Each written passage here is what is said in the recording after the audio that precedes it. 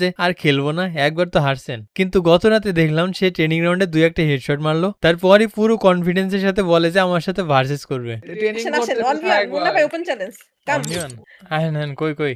না, না ভার্সেস কি রে খেলবো না। এমন ভাবে ডাকতেছে কেন? আমার তো কনফিডেন্ট লো হয়ে গেল। তো সে কিন্তু তার নুব আইডি দিয়ে আসছে, এসেই 7 ইয়ার্স ওল্ড টাইটেল দেখাচ্ছে। 7 ইয়ার্স ওল্ড। দেখেছেন 7 ইয়ার্স ওল্ড। তো ম্যাচের শুরুতে প্রথম রাউন্ডে কিভাবে মারি দেখেন। ওকে আর মাইক থেকে শব্দ আসছে। এ হোয়াট? তো এখানে এই শট খাওয়ার পর সে এই দোষ আরেকজনের উপর চাপায়। আরে ভাই কার মাইকে জানি গুর সাউন্ড আসতেছিল। আমি বলতে যে তাকাইছি ডিসকর্ডে। আরে এটা তো শুরুই হয়নি ম্যাচ। তার আগে আপনি আমার হেডশট কেমনে?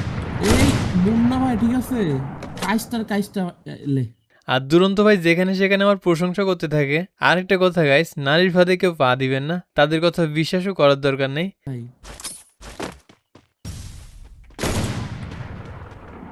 ভাই ভাই একটা মিনিট অপেক্ষা করেন। আমার ইমোটরে সমস্যা হইছে।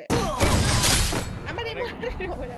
আশা করি বুঝছেন, সে কিন্তু অনেক চেষ্টা করতেছে আমাকে বাধা দেওয়ার। আমি তার কোনো কথাই আজকে শুনবো না। আর গাইস আমার ট্রোগন চালানো হয়তো আপনারা দেখেননি, এখানেই দেখতে পারবেন।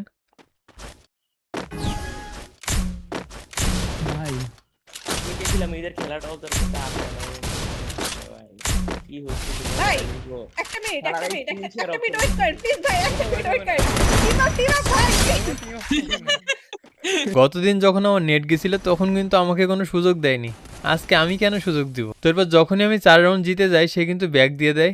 এরপর বলে যে নেট গেছিল, সাহস থাকলে আরেকটা খেলেন। তো সেজন্য আমি আরেকটা স্টার্ট করি। আর প্রথম রাউন্ডে চোর স্টাইলে খেলছিলাম। এখানে আমি কিছু বলবো না, আপনারা শুধু দেখেন কি হয়।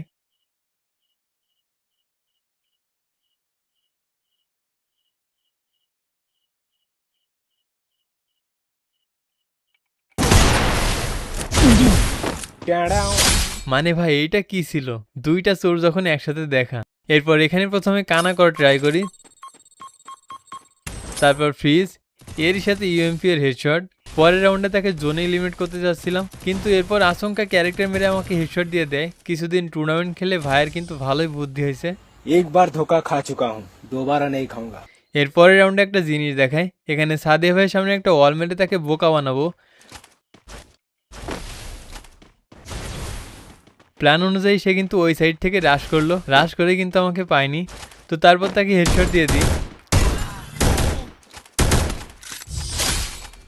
এরপরই কিন্তু ফাইনালি ম্যাচটা জিতে যায়। কিন্তু তারপর সে নতুন একটা যুক্তি দাঁড় করায় যে সে নুব আইডিতে আছে বলে খেলতে পারেনি, ভিভেজ আইডি দিয়ে খেললে নাকি জিততে পারতো। এখন আপনারা কি চান, তার ভিভেজ আইডির সাথে ভার্সেস করবো না কি করবো না? অবশ্যই জানাবেন। টাটা আর সাবস্ক্রাইব।